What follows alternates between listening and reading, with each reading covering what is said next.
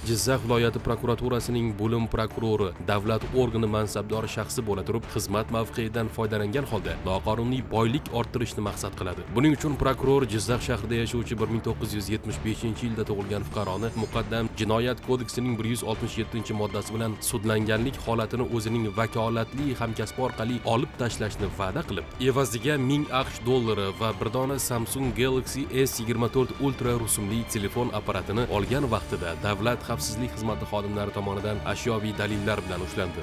Nima ish qilasiz? Nima maqsadda ushlashdingiz? Masala Qanaqa masalasi? sudlagan holatini olib tashlash. Pullarni boshqa narsa oldingizmi? $1000 telefon. Holat bo'yicha axborot berganmiz rahbariyatingizga? Yo'q. Toshkent shahrida kuzatilgan holatda Yakkasaroy tumani ichki ishlar organlari faoliyatini muvofiqlashtirish boshqarmasi huzuridagi tergov bo'limi tergovchisi va 2 nafar surishtiruvchisi o'zaro til biriktirib, xizmat mavqeidan foydalangan holda bo'lim ish yurituvida bo'lgan jinoyat ishi bo'yicha ayblanuvchiga nisbatan qamoqqa olish tarzidagi ehtiyot chorasini qo'llamaslik hamda uning harakatlarini Jinoyat kodeksining 273-moddasi 5-qismidan 276-moddasining 2-qismi A bandiga qayta malakalash evaziga 7000 AQSh dollarini bora tariqasida olgan vaqtlarida davlat xavfsizlik xizmati xodimlari tomonidan ushlandi.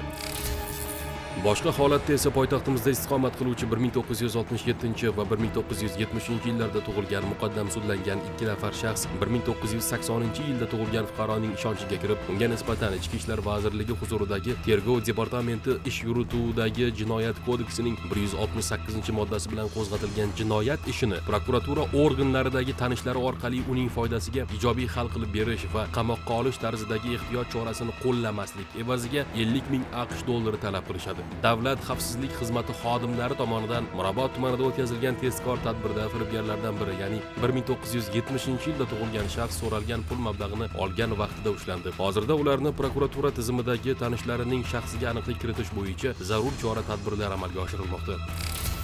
Namangan shahridagi Advokatlar hay'ati advokati viloyat ichki ishlar boshqarmasi tomonidan Jinoyat kodeksining 168 va boshqa moddalari bilan qo'zg'atilib, hozirda Namangan shahar sudida ko'rib chiqilayotgan jinoyat ishi bo'yicha ayblanuvchiga nisbatan sud organlaridagi tanishlari orqali ozodlikdan mahrum qilish bilan bog'liq bo'lmagan jazo tayinlanishiga yordam berish evaziga 10 000 AQSh dollari talab qilib, 8 000 AQSh dollari olgan vaqtida xizmat xodimlari tomonidan ashyoviy dalillar bilan ushlandi. Ta'kidlash lozimki, mazkur advokat muqaddam Jinoyat kodeksining 25 orqali 97-moddasi bilan sudlangan shaxs hisoblanadi. Hozirda mazkur shaxslarning barchasiga nisbatan Jinoyat kodeksining tegishli moddalari bilan jinoyat ishlari qo'zg'atilib, qamoq ehtiyot chorasi qo'llanilgan.